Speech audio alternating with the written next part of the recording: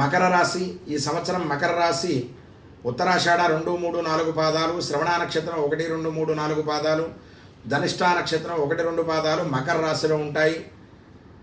మకర రాశి మకర లగ్న ఫలాన్ని ఆదాయం 2, వ్యయం 8, రాజపూజ్యం 1, అవమానం 6.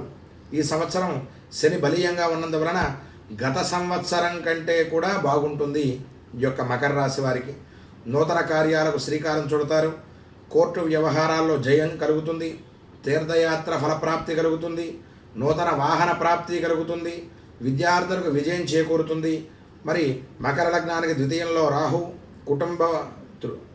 రాహు ఉండడం వల్ల కుటుంబ వృద్ధి, తృతీయంలో శని ధైర్యోత్సాహాలు, సోదర సఖ్యత, విద్యార్థులకు విజయానికి అవకాశాలు ఉంటాయి.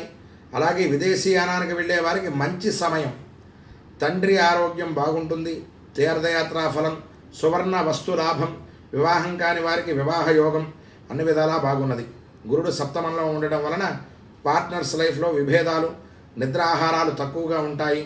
దుర్లాభాలు ఆ యొక్క అంతంత మాత్రంగానే నడుస్తాయి. లాభాల యందు తక్కువ లాభాలు నడుస్తాయి.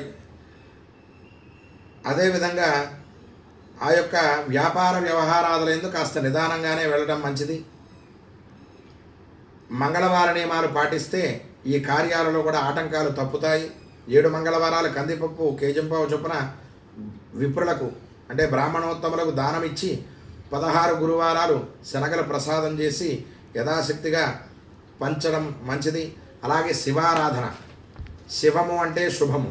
శివారాధన గనక ఈ యొక్క మకర రాశి మకర లగ్నం వాళ్ళు గనక శివారాధన గనక ఈ సంవత్సరం చేస్తే మంచి విశేష ఫలాన్ని పొందుతారు అని ఈ యొక్క మకర లగ్న మకర రాశి ఫలాన్ని చెప్పడం జరిగింది.